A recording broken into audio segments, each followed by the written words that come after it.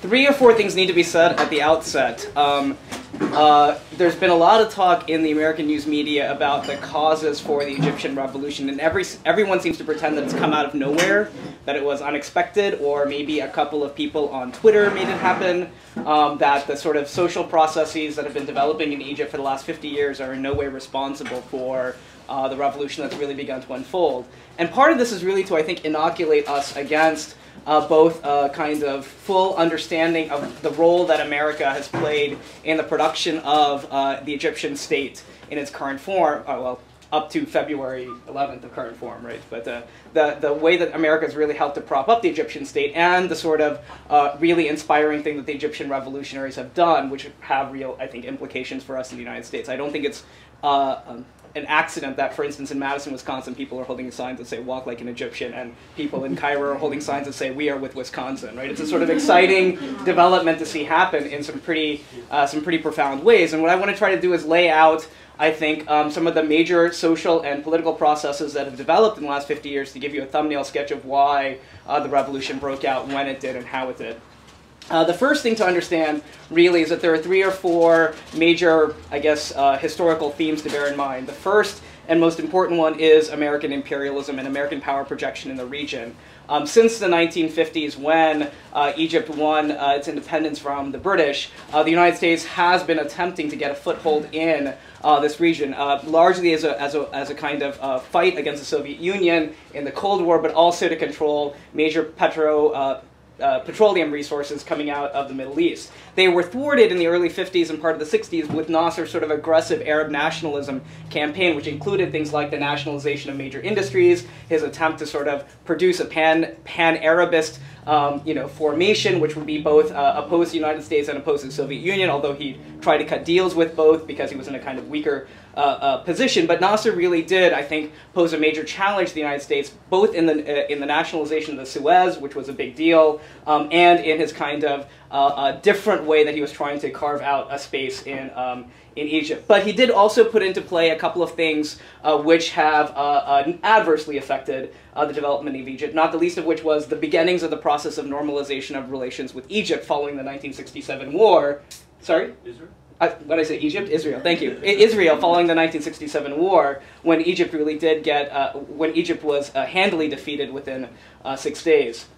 When Nasser's replaced by Sadat in the 1970s, Sadat begins, I think, really the major development of neoliberalism in Egypt. He starts this process called infitah, which literally was opening up of Egyptian markets and the Egyptian economy to foreign capital. The goal was to attract foreign investment into Egypt, but it actually had the adverse effect, which was that imports from Europe primarily came into Egypt and flooded out the market. So the rich benefited by buying luxury goods in Egypt, and the poor were literally screwed. No money came in. The 1970s were a particularly bad point in the Egyptian economy.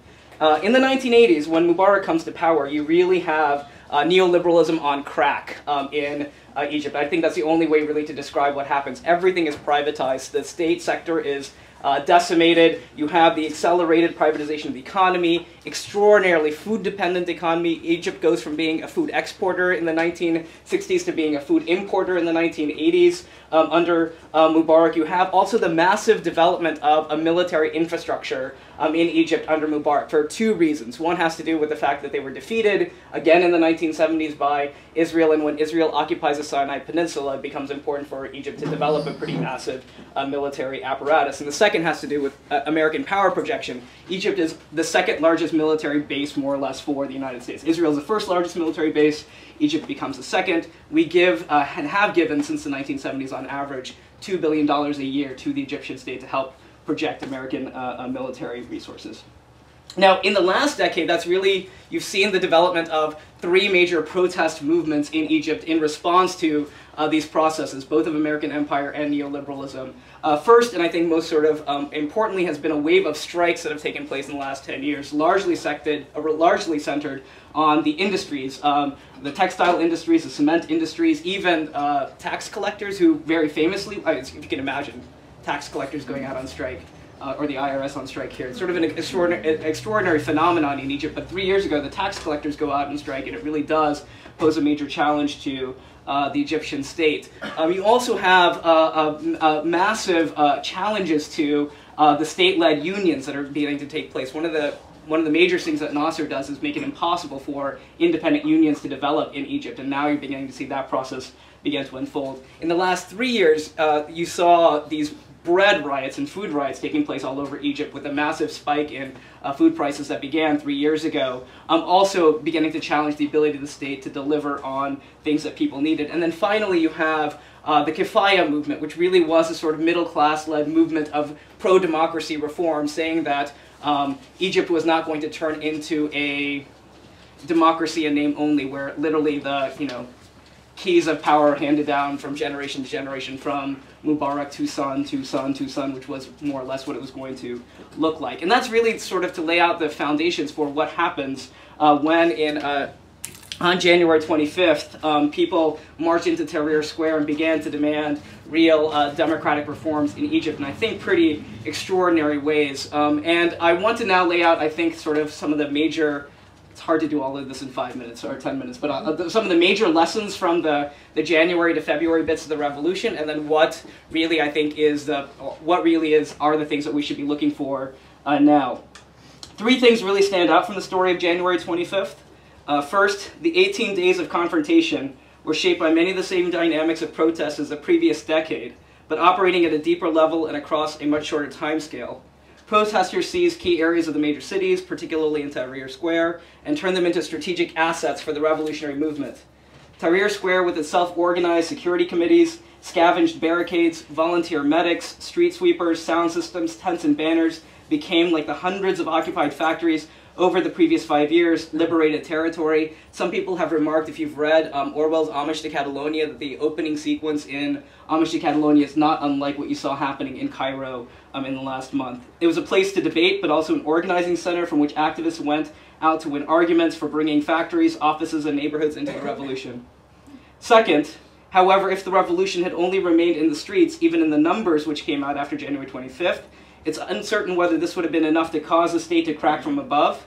Just as during the previous decade's struggles for democracy and reform, the alliance of different social and political groups mobilized for change did not make a breakthrough until the revolution crossed from the political to the social domain, going from the streets into the workplaces, rousing the workers to take collective action, fusing their own demands with the wider goals of the movement. The cracks in the regime's machinery of political and social control, which allowed this process to take place, did not simply appear on 25th January, but rather have their origin in the long-term impact of neoliberal reforms on the structure of the Nasserist state. Finally, there's the question of the role of the military. In essence, what the mass movement from below achieved was to force one part of the state, the Armed Forces High Command, to cut out the cancer that Mubarak had become in order to save the state as a whole. This is clearly not the same as the mass movement seizing power on its own behalf, nor have the armed forces disintegrated either vertically, with splits appearing between commanders, or horizontally, along class lines, as the Russian army did in 1917. Yet it would be a mistake to see the removal of Mubarak as simply a coup d'etat, which, by the way, is what the foreign policy wankerish magazines like Foreign Policy and Foreign Affairs are really sort of pushing forward, is this kind of idea that it's just a military coup d'etat and has nothing to do with the people in the streets. That's just sort of incidental. The situation is fundamentally different from that of 1952, when a small circle of junior army officers acted after the mass protest movement had temporarily exhausted itself. The streets were empty when Nasser led his forces to seize the palace, radio station, and barracks. Here the turn towards the social struggle again becomes crucial. In February 2011, the revolution had already entered the workplaces before the military acted. In 1952, one strike was crushed by textile workers at Kafr al-Dawar, threatened the new military regime, and it was crushed by the army very quickly. A week after Mubarak's fall, hundreds of workplaces were on strike, including the giant Mahalla textile plant, with its workforce at 24,000. And really what you're beginning to see is the process unfolding and developing right now. It's very early in the process and hard to tell which player comes out on top. Currently, the people holding most of the cards are the military and those connected to the military and sections of the ex-Mubarak ruling regime, which have very deep ties to the generals. One needs to remember that the military controls 25% of Egyptian economy, and that's just sort of in assets that it has, munitions factories, construction plants, etc., property that they own. It is a massive player, and it's not going to give up power lightly. So all this sort of talk of easy transition back to democracy. We'll believe it when we see it. And one also has to say, just sort of in passing, that the boogeyman that is being made of the Muslim Brotherhood, which some people are calling ikhwanophobia. Ikhwan is the Arabic word for the Brotherhood. Ikhwanophobia really has, I think, driven a pretty serious wedge between those of us who would naturally see allegiances and solidarities with the Egyptian people and the likes of Fox News, which can only see sort of crazy Muslims in the streets every single time they look there.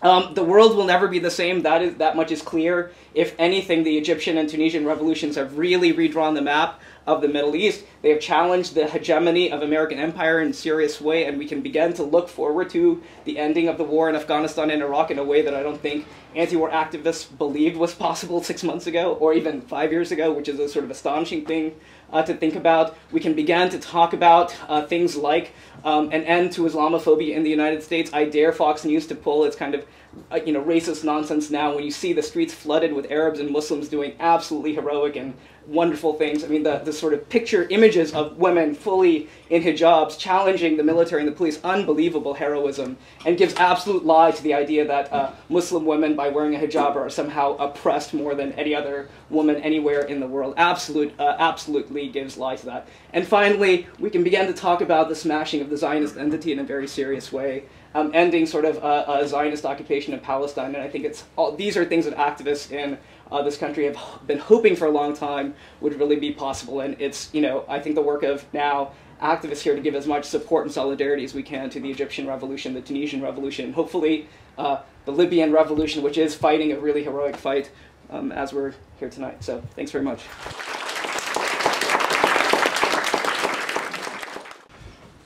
It really is, this has been a 60-year arc, not a 30-year arc.